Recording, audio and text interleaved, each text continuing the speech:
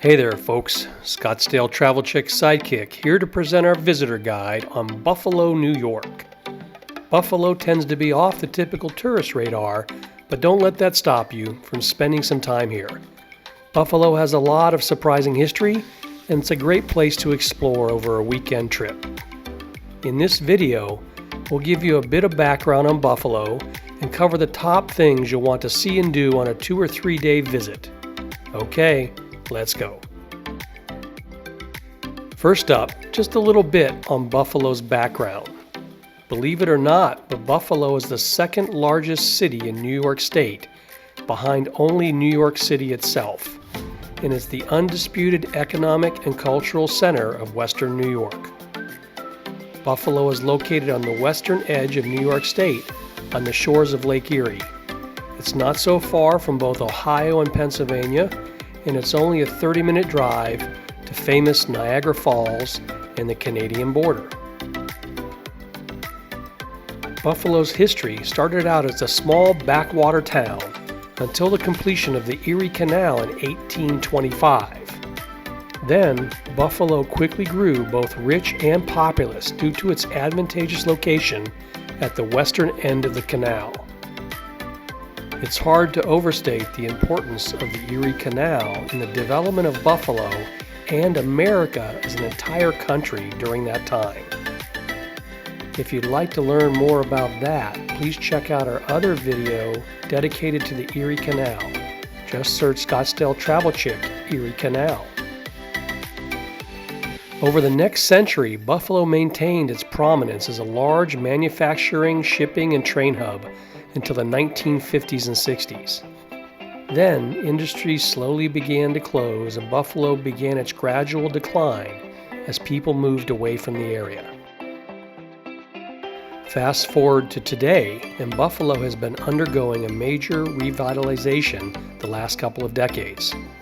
There are still some rough edges, but Buffalo is a great place to explore for a few days or even longer. With its charming historical districts, architectural uniqueness, and up-and-coming entertainment and nightlife options, you'll have plenty to see and do. Who knows, you might even like it enough to consider moving. Getting to Buffalo is easy, with the Buffalo Niagara International Airport only 30 minutes from downtown. Ubers and rental cars can get you around, but our pro tip is that the express bus number 24 can easily and conveniently take you between the airport and downtown for only $2 each way.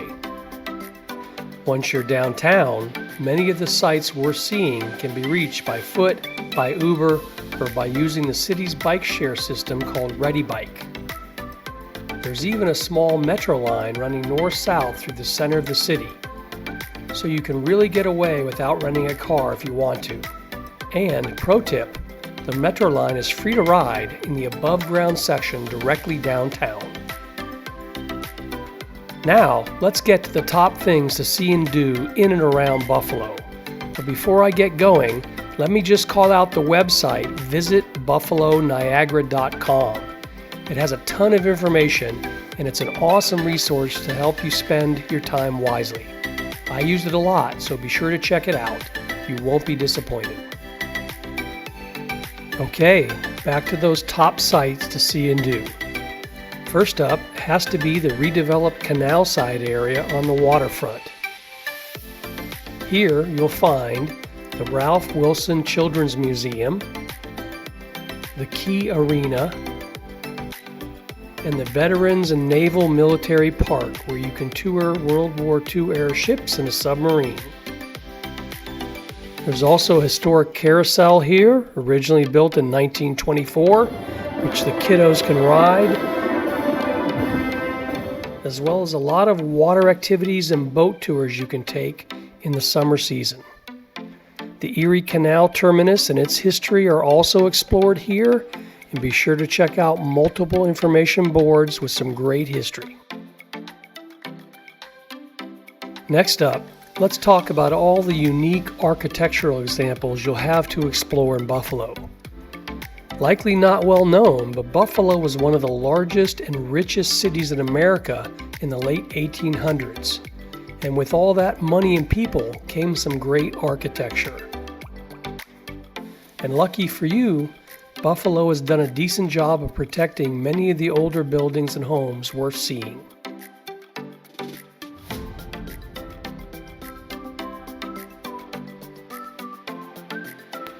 One of the best buildings in the city is actually Buffalo's City Hall. It's a true architectural gem. And a great bonus to exploring this building is you can take the elevators to the top floor for a free observation deck with 360-degree views of the Buffalo area.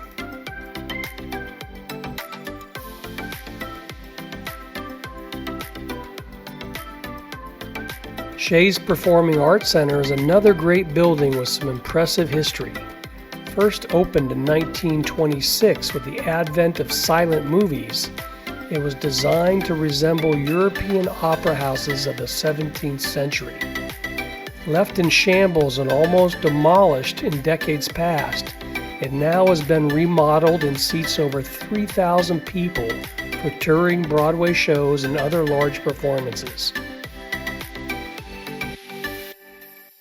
Perhaps saving the best for last, did you know that Frank Lloyd Wright was a major factor in some of the architectural efforts in Buffalo? He was connected to Buffalo as much as he was Chicago, and there's more than a half a dozen Frank Lloyd Wright examples to be explored in the area, with the Martin House right downtown and the Gray Cliff Estate being the most famous. Other museums and historical sites in Buffalo worth checking out include the Theodore Roosevelt National Historic Site. President McKinley was fatally shot in Buffalo during the 1901 Pan American Expo, and it was in Buffalo that Vice President Teddy Roosevelt first took the oath of office. You can tour a small museum on the site and learn more about this defining moment in American history.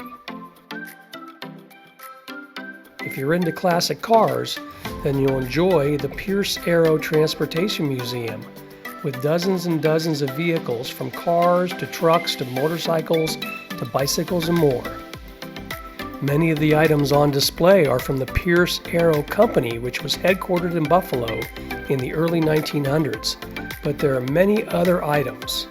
One very unique one in all the world is a Frank Lloyd Wright designed gas station that was never constructed during his time, but was built precisely to his specifications inside the museum. Did you know that the largest steel plant in the world used to be in nearby Lackawanna during Buffalo's industrial prime? It's long since gone, but you can visit the Steel Plant Museum and Heritage Discovery Center to learn more about it and other impressive points of Buffalo's industrial past. While Buffalo is a city, its neighborhoods give it a small town feel, and it's worth your time to check out a few for their individual personalities. Hertel and the surrounding North Park neighborhood are unpretentious and charmingly old-fashioned, with an abundance of great food, bars, and shops to explore. The Allentown Historical District is a funky and fun bohemian part of town filled with more bars, restaurants, and galleries. Be sure to check out the Allendale Theater and the 7 Tiffs row houses on Allen Street. If you want to know what old school rich looked like, then check out the portion of Delaware Avenue called Millionaires Row. The opulent Millionaires Row houses testifies to the fact that Buffalo once had more millionaires per capita than any other city in America. The Parkside neighborhood is another don't-miss area. It abounds with fine examples of turn-of-the-century houses and beautiful Delaware Park, the largest park in Buffalo and designed by the renowned landscape architect Frederick Law Olmsted, is right next door. The Buffalo Zoo and Frank Lloyd Wright's Darwin Martin House are also here. Finally, Buffalo's African American District is a work in progress, but worth a quick stop to check out some history on the Underground Railroad, the Nash House Museum, and the Colored Musicians Club, where people like Miles Davis, Duke Ellington, Ella Fitzgerald, John Coltrane, and more played. You can still hear music being performed here today. Now, let's get to some dining and nightlife suggestions. But before I do, just a quick shout out here that if you're enjoying this video, please give us a thumbs up and please consider subscribing to our channel to receive more fun, informative travel videos just like this one. Buffalo has a lively nightlife scene with a few main areas where bars and clubs are clustered, making for easy bar hopping. And, fun fact for those real party animals, Buffalo bars are allowed to stay open until 4 a.m. But before I get started on those areas, I have to mention in general, buffalo wings. Like the name suggests, buffalo wings were invented here, and you are absolutely not allowed to visit Buffalo without trying some. Whether you book your own tour or a guided tour, be sure to try a few of the more famous places around town. Two of our favorites are the Anchor Bar, which is said to be the original creator of the buffalo wings, and Gabriel's Gate. Another choice locals swear by is Duff's in nearby Amherst. This is the original buffalo chicken wings. This is where they were created, invented, right here, right? Yes, so we're going to go in and we're going to try some chicken. Are you going to try the super duper hot ones? No, How hot are you willing to go? not very Mild. You're a mild lady? Are Are you a hot lady or a mild lady? Oh, I'm hot. Okay. All right, my last wing. So we're boycotting the blue cheese dressing. We're dipping it in this sweet sauce they have here. So you dip it in that, and you dip it in ranch dressing. And you take a bite. Delicious. Obviously, I've eaten everything.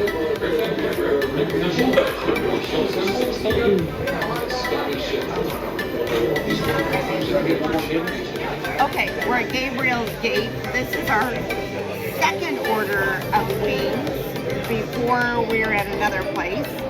And they serve blue cheese, which, I don't know, I guess that's the thing in Buffalo. So, cheers.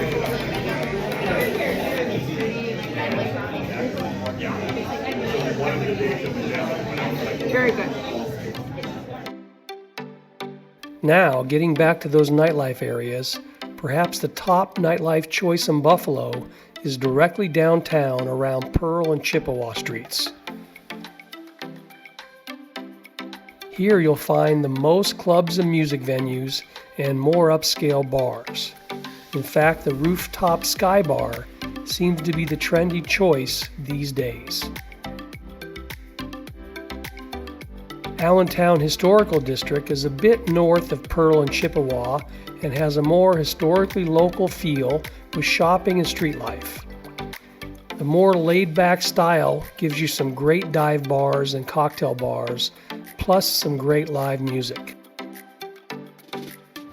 If you have to pick only one place here to try, make it the Old Pink, a quintessential dive bar experience.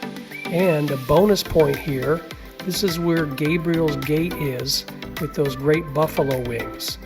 Cool place for a bite to eat and a drink.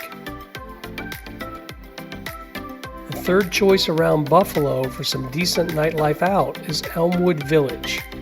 It's a little more of a college area near the UB campus, but you'll find college bars, sports bars, and pubs with a few hipster joints mixed in. People often meet up here earlier in the night and head to Allentown or Chippewa areas later in the night. Well, I've covered a lot of stuff already, but I'm not done yet. In this section, I want to touch on just a few of the nearby ideas worth considering for a great day trip. First up is the Erie Canal in the town of Lockport, with its famous series of locks over the Niagara Escarpment. There's an interesting cave tour here, as well as a boat tour along the canal and through the locks. Most people don't understand the story of the Erie Canal, but it simply cannot be overstated how important the canal was to the development and expansion of America in the 1800s. If you want to learn more about it, check out our dedicated video. Just search Scottsdale Travel Chick, Erie Canal. About an hour northeast of Buffalo is some beautiful countryside where you can make it a day doing the Niagara Wine Trail. There are more than a dozen wineries to explore. Check out the Niagara Wine Trail website for more information. Has anybody heard of Niagara Falls? Well, I hope so, and they are just a 30-minute drive away along the Niagara Scenic Parkway. Beyond just the falls, there are a number of other related sites to check out, like Devil's Hole, the Gorge Discovery Center, Whirlpool Park, and Niagara Power Vista. What about Letchworth State Park? Has everyone heard of that one? Well, I can forgive you for this one, but Letchworth is also a great site to explore and a hidden gem 1 hour east of Buffalo. It's sometimes known as the Grand Canyon of New York. If you'd like to learn more, check out our dedicated video on it. Just search Scottsdale Travel Chick, Letchworth State Park. Finally, Canada. Need I say more? A visit to another country is just 30 minutes from Buffalo. And if you do go, Niagara-on-the-Lake is a wonderful place to spend some time. Well, there you have it, folks. Our visitor guide to the best things to see and do in and around Buffalo, New York. We hope you enjoyed. Please let us know what you think in the comments section below, and please follow our channel for more informative travel videos just like this one. Until next time, see you later.